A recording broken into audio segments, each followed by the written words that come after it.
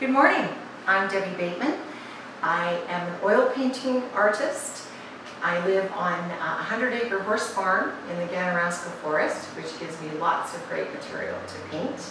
And I really want to thank the gallery, Gift of Art in Newcastle, for this opportunity. It's quite an honor. So they asked me how I got started. And I would say as a teenager, I started working with pastel pencils. Then as life and career and family sort of take over the next 20 years, I dabbled in oil painting. It's always been my first choice because it's luscious colors and it's very forgiving. And then I found that in my 30s, I had more time. I was working for a company who was very supportive, let me work 4 days a week so that I could take classes and go to school and try and develop my craft. And then finally, when I retired 3 years ago, it kind of busted loose and I had all kinds of time and pent-up energy and paintings that had been swirling around in my head for a long time. And this is the result. So I've been asked a little bit about the technique that I use.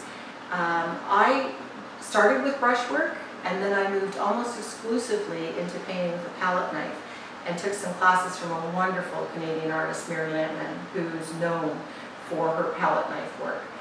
And I loved it, but then I also thought, I want to get back to a little more traditional style and develop my brushwork. So I took some private lessons and seminars with Paul Thrain, who's also a very well-known plein air artist in the Buckhorn and Marmora, Eastern Ontario area. From him, I learned how to paint outdoors and defy the bugs and the heat and really get immersed in the moment of what you're seeing. And it teaches you how to focus on what's the most important thing that you're looking at, because a landscape can be overwhelming. So zero in on something that's really interesting. And then I said, well, now I want to go for color. So I started working with Lucy Manley, who's from the Keene area, exhibits a lot of work at Buckhorn Gallery on the Lake. And Lucy really taught me to let go and just big canvases, big brush strokes, bright colors, but always maybe a little signature hint. Every single painting in here has a palette knife stroke in it somewhere. And I use it for emphasis, for that special little sparkle somewhere, because a palette knife will lay the paint on super clean. Oils are extremely forgiving, but you also have to stop and say, it's done. Because if you take that next 5 brush strokes, you're in the mud, you're in the ditch. So the question I was asked is there a theme to this particular show? And I said, no, I paint what I'm in the mood or in the moment to paint. I don't paint to please the public or always think, oh, will this painting sell? Because the public can be very fickle, and art truly is in the eye of the beholder. So I'm not going to paint to please what I think the market might be interested in. I'm going to paint what makes my heart sing, and that's what I really hope shows in the paintings, is my energy level and my interest in the subject that I'm painting. And we're going to talk briefly about this big painting called Lost Lilies, because I got it in my head I wanted to do water lilies. And so I asked a friend to drive me up Highway 28 towards Bancroft because I knew there were a lot of marshes and water lilies. And she's a good friend, but she's a very fast driver. We must have been driving 90, 95 miles an hour, and I kept saying, there's the water lilies, there's the water lilies, as I saw them in the rear view mirror. And when I named the painting Lost Lilies, it's because every time I saw them, they were lost in the rear view mirror, and we'd have to find a place to turn around and go back. So it's got a great funny story about it. The lazy sunflower is painted upside down because I made a feeble attempt to garden and to grow some sunflowers because I thought they'd make a great subject matter.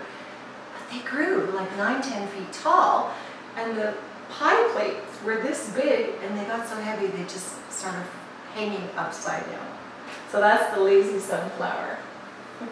As I explained, I still lay my palette out in the traditional artists of 2 reds, 2 blues, 2 yellows, and a white, you know, with a brown base somewhere and some yellows. But I also believe that there are so many beautiful colors coming straight out of the tube now, and the rules are there to be a guide post, but they're there to be pushed and they're there to be broken. And if you want something different and something to really sparkle and make your work stand out, I think it's okay to progress and to move beyond the basics that all the great masters used. So that's why you'll see 4 different colors of blue in a painting, or that sparkly pink. They are really great colors that are available now, and I say, why not use them? And if they add that special touch and that sparkle and that little highlight that really draws somebody's eye, I don't think there's anything wrong with pushing the rules and breaking them a little bit. To the titles of the paintings, they are all places that I've been or an experience that I've had. So I mentioned that I sold a painting last night called Wolf Howl Nation because it was in Algonquin Park and the wolves were howling all around us, and you capture that feeling.